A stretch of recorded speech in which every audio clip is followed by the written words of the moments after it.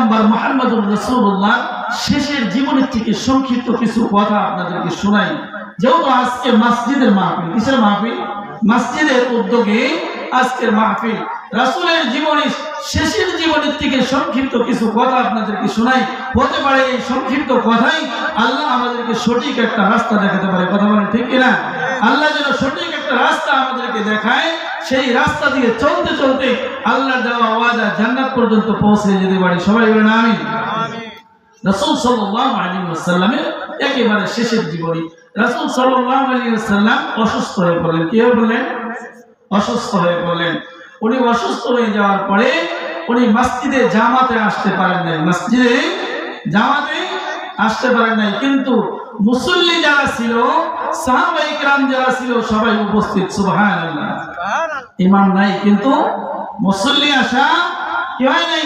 বন্ধ হয় নাই। ওই সময়ও যখন মুসল্লি আসা বন্ধ হয় নাই, সাহাবারা আফসোস করে ইমাম সাহেবের জন্য।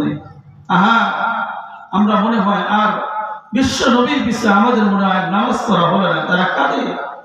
কিন্তু আমাদের অন্তরের ভিতরে কি এই কাঁদাটা আসে? কি বলেন? না আসলে বুঝতে হবে যে আমাদের খাতায়, মুমিনদের খাতায় আমাদের নাম এখনো পর্যন্ত উঠে নাই। কথা বলেন ঠিক কিনা? বন্ধু মুসলমান, পয়গম্বর মুহাম্মদুর রাসূলুল্লাহ সাল্লাল্লাহু আলাইহি ওয়াসাল্লাম অসুস্থ। এমতো অবস্থায় মসজিদে যাননি, কিন্তু মসজিদে সাহাবায়ে কেরামরা সবাই উপস্থিত হয়েছেন। নামাজের প্রায় কাছাকাছি যখন সময় হয়ে গেছে, এমন সময় সবাই কান্নাকাটি করতেছে। মসজিদের মধ্যে মনে হয় কান্নার একটা রোল পড়ে গেছে, যে আর মনে হয় বিশ্ব নবীর পিছনে আমাদের নামাজ পড়া হলো না। সবাই কাঁদতেছে আর আফসোস করতেছে, আহা, যার পিছনে এতদিন নামাজ পড়লাম, উনি আজকে অসুস্থ, উনি মসজিদে আসে নাই। ওনারা কান্না করতেছে আর চোখ দিয়ে বেয়ে বেয়ে পানি পড়তেছে। কিন্তু নামাজের যখন সময় হয়ে গেছে, নামাজের সময় হয়ে যাচ্ছে, এদিকে বিশ্বনবী অসুস্থ। কিছু সময় এরকম ভাবে বিছানায় শুয়ে পড়েন, আবার একটু উঠেন, দাঁড়ি করেন, আবার শুয়ে পড়েন, কিন্তু মসজিদে যাওয়ার মতো এই সুযোগ বিশ্বনবীর হন নাই। কিন্তু সাহাবায়ে কেরামরা আফসোস করতেছেন। আফসোস করতে করতে এক পর্যায়ে যখন নামাজের সময় হয়ে গেছে, সময় হয়ে যাওয়ার পর তখন সবার পরামর্শ অনুযায়ী সিদ্দিকে আকবরের ইমামতিতে নামাজ শুরু হয়ে গেছে। সুবহানাল্লাহ। তাহলে ইমাম সাহেব নাই, আমাদের এলাকায় যারা মুসল্লি আছে, এই মুসল্লিদের মধ্যে থেকে একজন ইমামতির যোগ্য ব্যক্তি থাকা দরকার আছে না নাই? এজন্য আমাদেরকে কোরআন শিখতে হবে। কি শিখতে হবে? কোরআন শিখতে হবে। এই আয়াতের শেষের অংশ আপনাদেরকে আমি বলবো ইনশাআল্লাহ। তো বলতেছিলাম যে ফারুকের সিদ্দিকে আকবরের নেতৃত্বে ইমামতি শুরু হয়ে গেছে। যখন ইমাম নামাজ চলতেছে, এমন অবস্থায় রাসূল সাল্লাল্লাহু আলাইহি ওয়াসাল্লাম আম্মা জান আয়েশাকে বললেন, ওগো আয়েশা, নামাজের কি সময় হয়েছে নাকি? আম্মা জান আয়েশা রাদিয়াল্লাহু তাআলা আনহা বলেন, ওগো নবী, নামাজের তো সময় হয়েছে, কিন্তু আপনি তো অসুস্থতার কারণে আপনি যেতে পারেন নাই। কিন্তু নামাজের সময় যখন হয়ে গেছে, সবাই পরামর্শ করে সিদ্দিকে আকবর আমার বাবার ইমামতিতে নামাজ শুরু হয়ে গেছে। এই কথা যখন আম্মা জান আয়েশা রাদিয়াল্লাহু তাআলা আনহা বললেন, বলার সঙ্গে সঙ্গে বিশ্ব নবী বললেন, ওগো আয়েশা, আমার মাথাটা একটু উঁচু করে ধরো, এই জানালাটা একটু খুলে দাও, আমি একটু নামাজের দৃশ্যটা আমি একটু তাকিয়ে দেখি। বিশ্ব নবী আম্মা জান আয়েশা রাদিয়াল্লাহু তাআলা আনহাকে বললেন।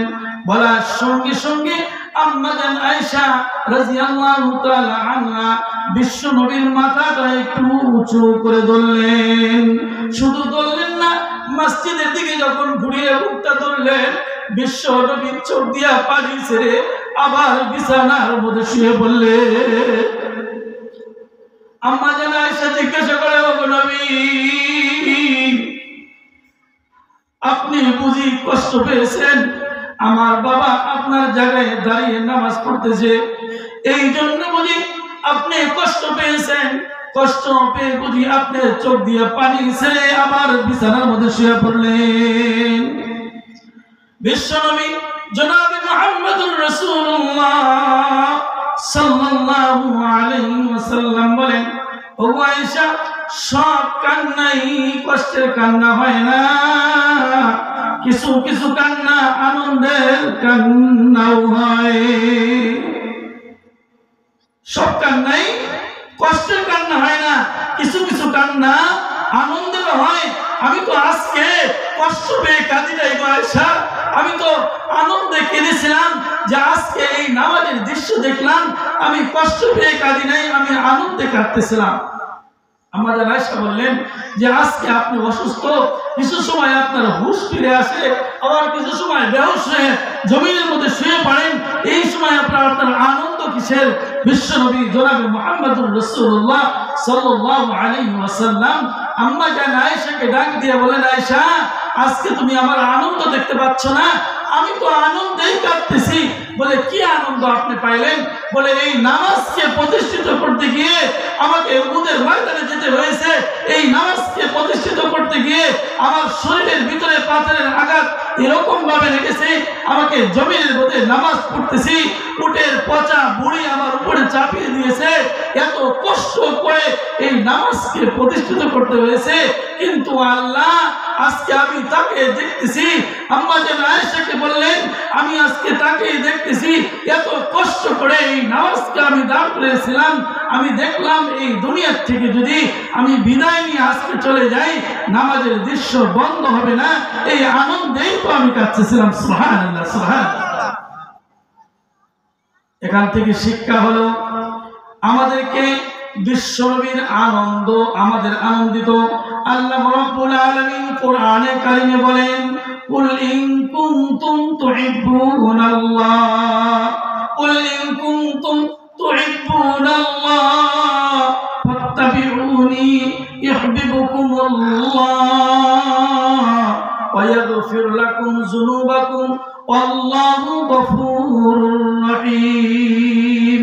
আল্লাহ রাব্বুল আলামিন বলেন যে আমি আল্লাহকে যদি কেউ ভালোবাসে, আমি আল্লাহকে যদি কেউ পাইতে চায়, তাহলে সে যেন বিশ্ব নবী আমার দোস্তকে বেশি বেশি করে ভালোবাসে। সুবহানাল্লাহ বলেন।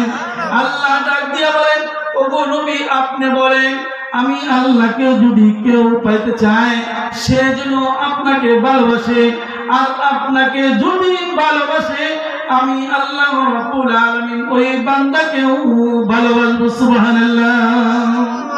তাহলে এই কথা বলেই ক্ষান্ত হলেন না, বললেন যে শুধু ভালোই বাসবো না, তাদের জিন্দেগীর সমস্ত গুনাহগুলোকে মাফ করে দিব। সুবহানাল্লাহ।